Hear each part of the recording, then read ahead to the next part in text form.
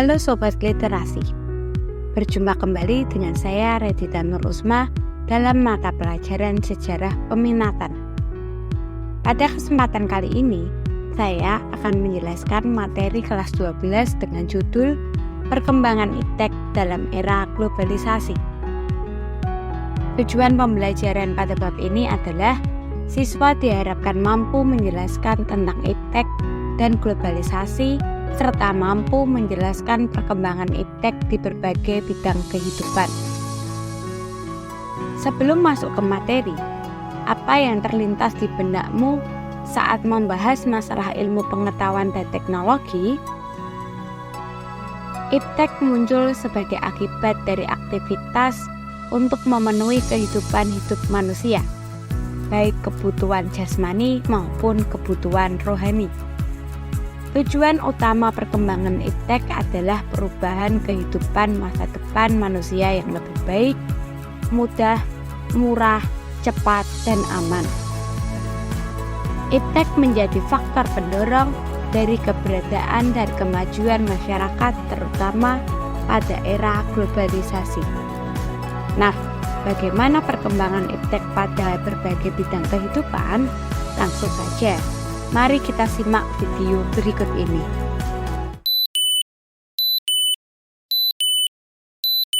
Perkembangan iptek di bidang eksplorasi ruang angkasa.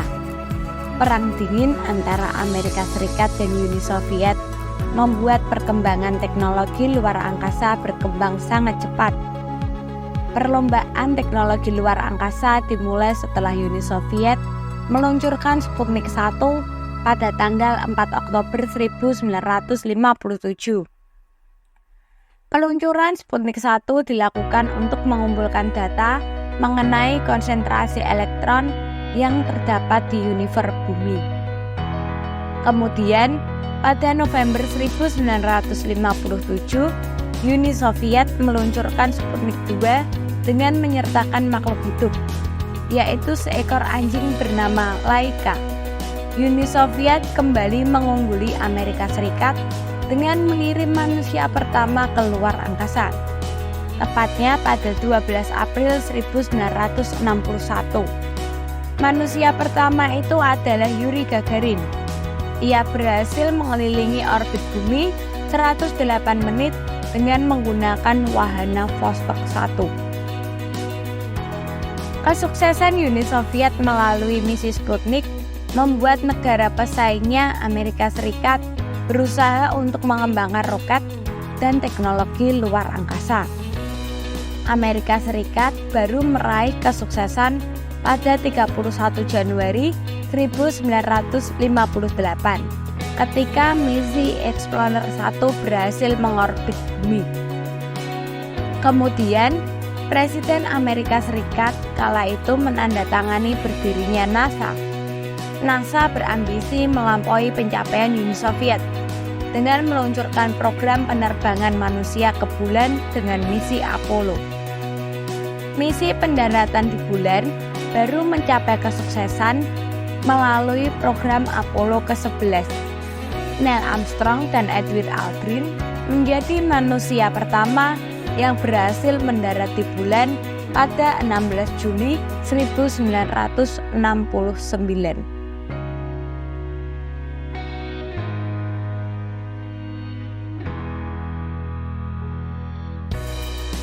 Perkembangan iptek di bidang persenjataan. Senjata nuklir merupakan senjata yang mendapat tenaga dari reaksi nuklir dan mempunyai daya pemusnah yang dahsyat.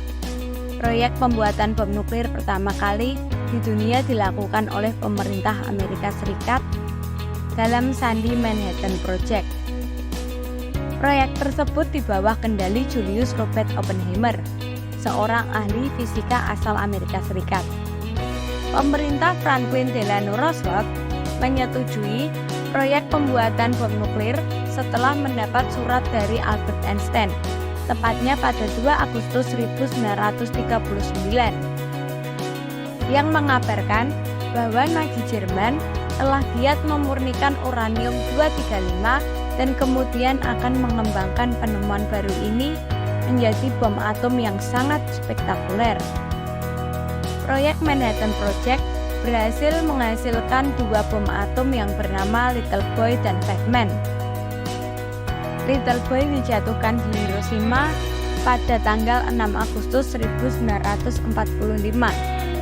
Selang beberapa hari setelahnya, tepatnya pada tanggal 9 Agustus 1945, Batman dijatuhkan di Nagasaki.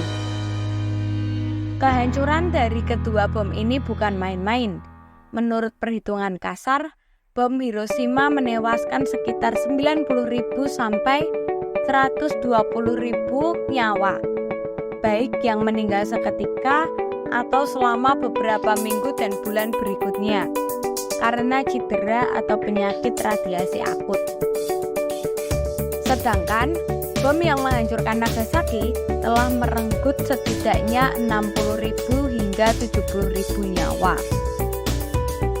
Setelah Perang Dunia II berakhir, teknologi nuklir tidak hanya dimiliki oleh Amerika Serikat dan Uni Soviet, namun telah berkembang ke negara-negara lainnya, baik yang berada di kawasan Asia, Timur Tengah, maupun Eropa.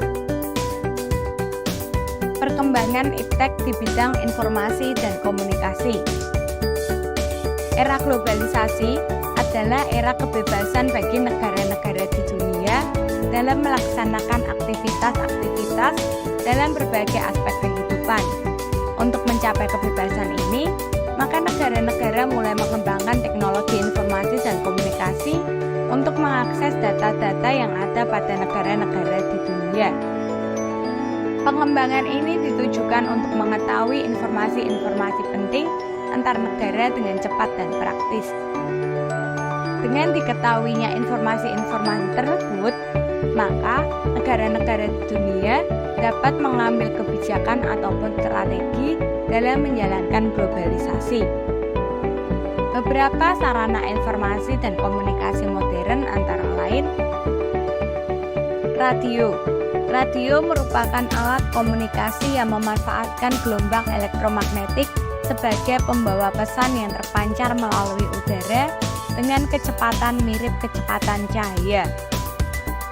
Pada era globalisasi, radio sangat berperan untuk memberikan informasi bagi umat manusia.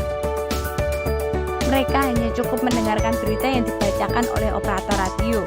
Berita-berita ini dihimpun dari kejadian di lapangan, sehingga masyarakat dunia tidak perlu khawatir lagi untuk melakukan aktivitas sehari-harinya. Seiring berjalannya waktu, radio ini mulai bergeser dengan ditemukannya televisi sebagai media informasi.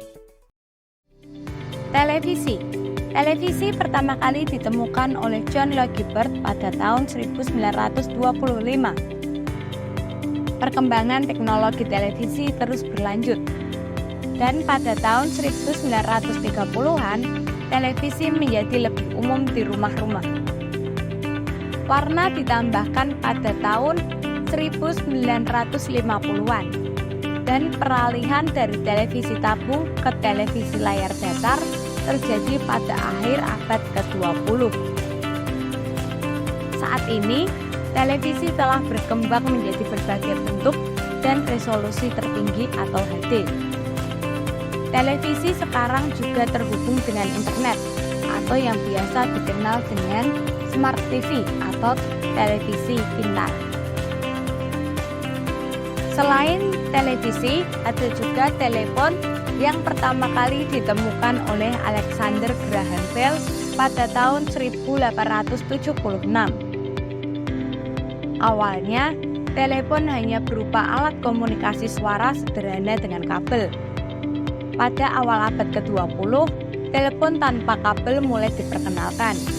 Pada tahun 1973, Martin Cooper memperkenalkan ponsel pertama, yaitu Motorola Dynatec 8000X, yang menandai awal era telepon genggam.